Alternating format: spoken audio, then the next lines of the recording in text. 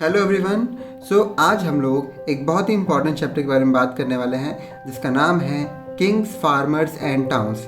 ये जो particular chapter है ये हमारे क्लास 12th हिस्ट्री का सेकंड चैप्टर है।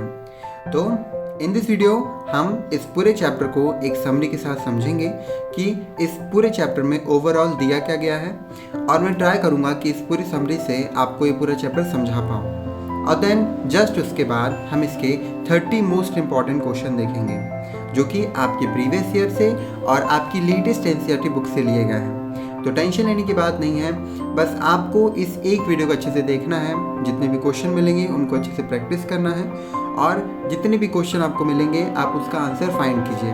और बहुत जल्दी ये हो सकता है कि मैं सारे क्वेश्चनों के आंसर प्रोवाइड कर दूँ पिन कमेंट में, तो पिन कमेंट खोल के चेक करते रहना। ओके, हम लोग शुरू करते हैं इस चैप्टर की समरी। ये चैप्टर 600 BCE से 600 CE के बीच के इंडिया की कहानी बताती है। उस टाइम पहले स्टेट्स और शहर बने थे। 16 महाजनपद बनाए गए जिनके पास मजबूत कैपिटल्स थे, और इन कैपिटल्स में भी सबसे स्ट्रॉन्ग था मगध, क्योंकि इसके पास अच्छी खेती थी और उनको लोहा आसानी से प्रोवाइड हो जाता था और उनकी लोकेशन भी अच्छी थी। फिर आया मौर्य एम्पायर, जो इंडिया का पहला बड़ा एम्पायर बना। अशोका के इंस्क्रिप्शन से हमें उस टाइम के बारे में जानने को मिलता है। अशोका ने धमा की रूल्स बनाए। मौर्य के बाद कुशानस आए जो खुद को देवपुत्र बताते थे, यानी कि गॉड के बेटे बोलते थे।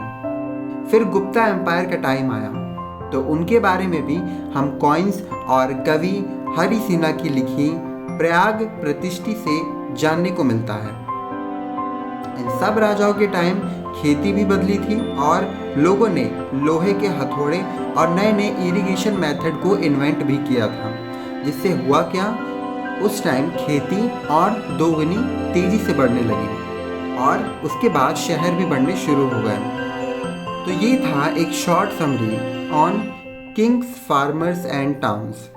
ओके, तो अब हम शुरू करते हैं 30 मोस्ट इम्पॉर्टेंट क्वेश्चंस को। इन सारे क्वेश्चनों को अच्छे से देखकर इनको अच्छे से प्रैक्टिस करना। Okay, so question number first आता है, why was the Maurya empire regarded as a major landmark in early Indian history. Question number 2. Why is the 6th century BCE often regarded as a major turning point in early Indian history? Question number 3 आता है उसके बाद, Why is James Princeps contribution considered a historic development in Indian epigraphy?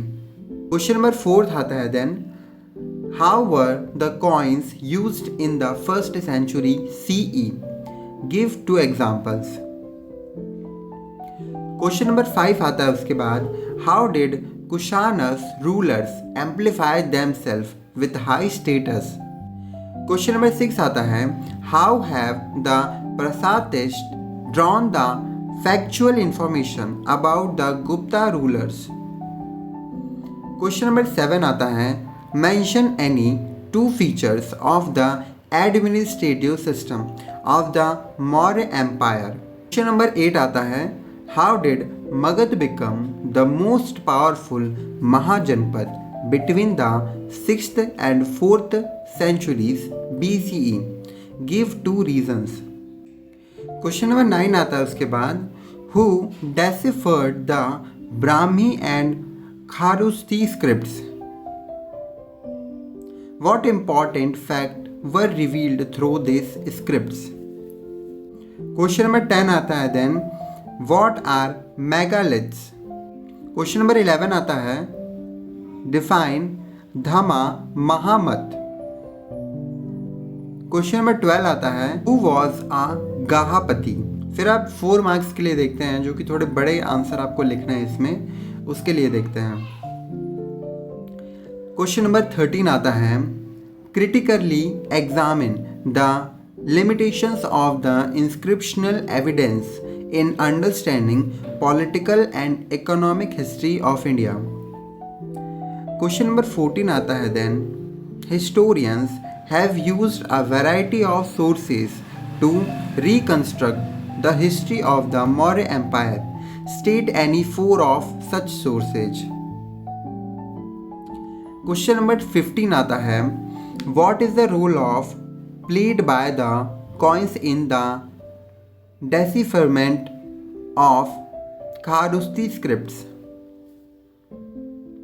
Question number 16 आता है, explain briefly the notions of kingship during Kushana and Gupta empire.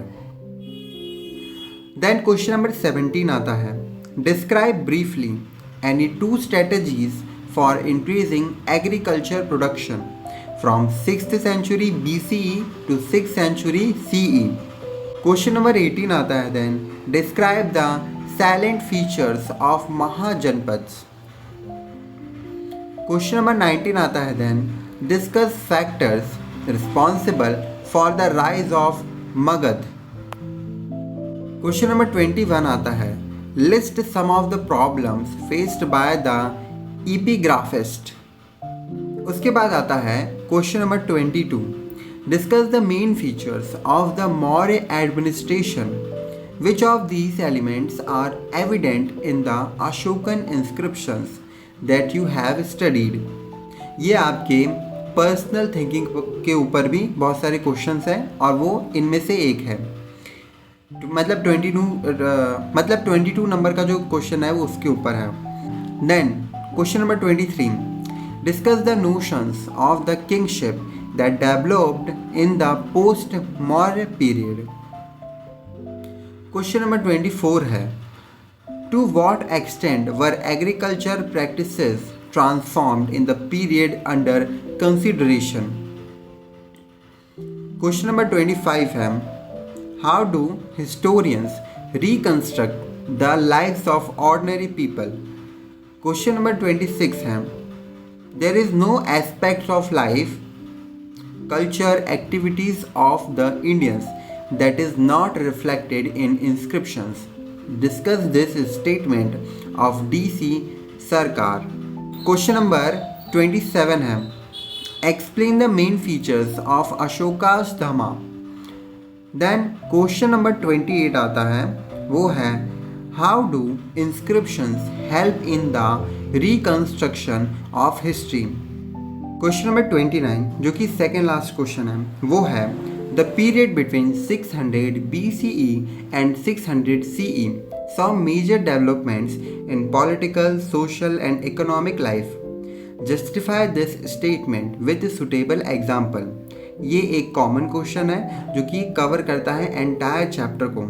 अगर आप सिर्फ एक इस क्वेश्चन का आंसर देना सीख जाते हो तो आपको एंटायर चैप्टर समझ आ जाएगा. अब लास्ट क्वेश्चन आता है क्वेश्चन नंबर 30, ठीक है, जो कि लास्ट क्वेश्चन है, वो है, analyze how inscriptions, coins and literature have helped historians in reconstructing the history of this period. यानी 600 BCE टू 600 CE. ये एक एग्ज़ाम फोकस्ड क्वेश्चन है, ठीक है, जो कि हिस्टोरियंस और टाइम्स ऑफ पीरियड के ऊपर बेस्ड है. तो इसको भी करना बहुत ही इम्पॉर्टेंट है. हमने 30 मोस्ट इम्पॉर्टेंट क्वेश्चन के साथ साथ एक इस पूरे एंटायर चैप्टर की क्या देखा, समरी भी देख लिया. तो बस आपका अब इतना ही काम बनता है कि द टोटल एनसीईआरटी को सब्सक्राइब कर लो अभी, और सब्सक्राइब करने के साथ साथ एक अच्छा सा कमेंट कर दो अगर आपको ये वीडियो हेल्पफुल लगी या फिर आपको ये वीडियो से मदद मिली हो तो. इस वीडियो को शेयर करना मत भूलना अपने फ्रेंड के साथ, ठीक है. और टेंशन लेने की बिल्कुल भी बात नहीं है, सिर्फ हिस्ट्री नहीं, हम सारे सब्जेक्ट कवर करेंगे. तो सारे सब्जेक्टों के इंपॉर्टेंट क्वेश्चन डेली अपलोड हो रहे हैं. आप लोग डेली चेक कीजिए द टोटल एनसीईआरटी पे कि कौन से नए नए वीडियोस अपलोड हुए हैं. और आपका अगर कोई डिमांडिंग चैप्टर है, आपको उसके चाहिए, तो आप वो मुझे बता सकते हैं. मैं ट्राई करूँगा कि 1-2 दिन में अपलोड कर दूँ. मैं मिलता हूँ कल. तब तक के लिए द टोटल एनसीईआरटी को सब्सक्राइब करने के साथ साथ वीडियोस को देखते रहिए एंड स्टे ट्यून्ड.